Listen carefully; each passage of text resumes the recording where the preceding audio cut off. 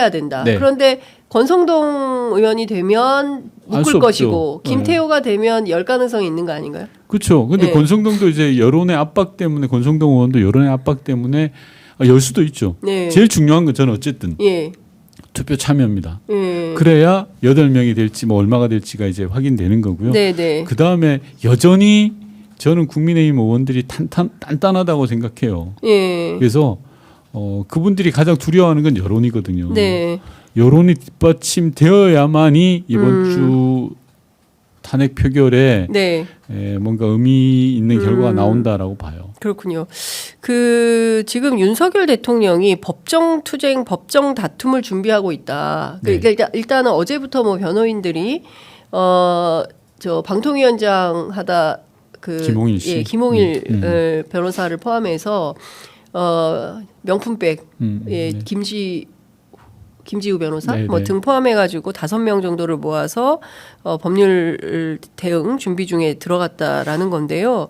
지금 변호인을 잘 써야 될 겁니다. 네.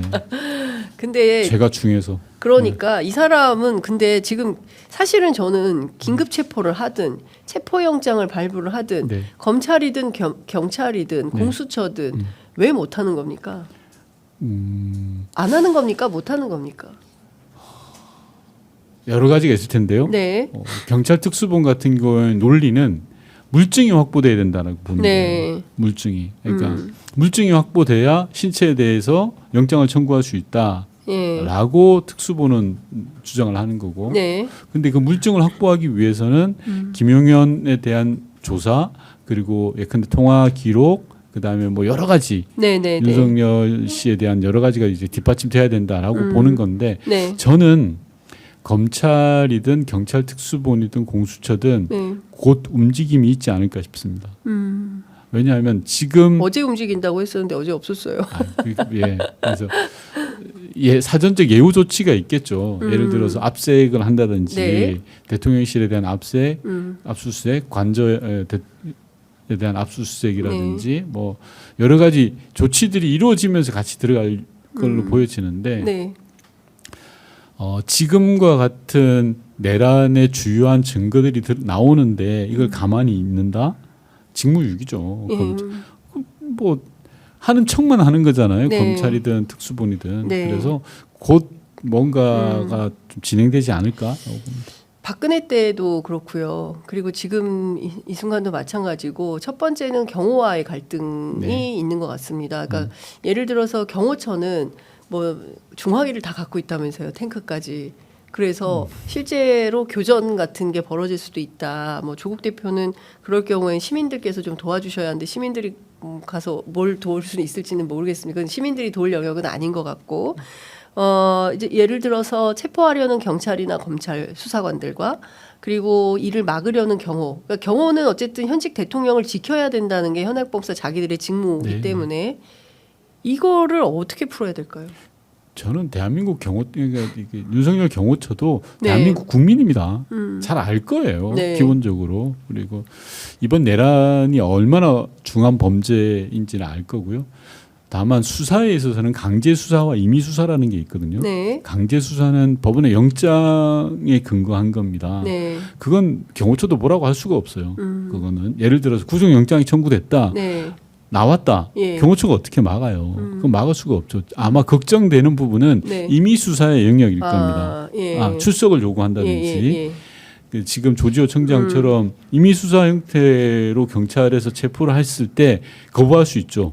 대통령이니까. 네네. 그런 부분들에서 이러저런 충돌을 우려하는데 저는 그 충돌보다는 경호처도 이 내란 사건의 중함을 알고 있기 때문에 네. 그런 보다는 오히려 이제 좀 탄탄한 상황 물증과 이 진술들을 받아서 한 번에 들어가야 되는 거 아니겠습니까? 네네네. 그래서 꼼짝달싹을 못하게 하는 게 저는 맞다라고 봅니다. 그렇군요. 북한에서 입장이 나왔습니다. 계엄령 8일 만에 첫 보도인데요. 괴뢰가 한국당을 아비규환으로 만들었다.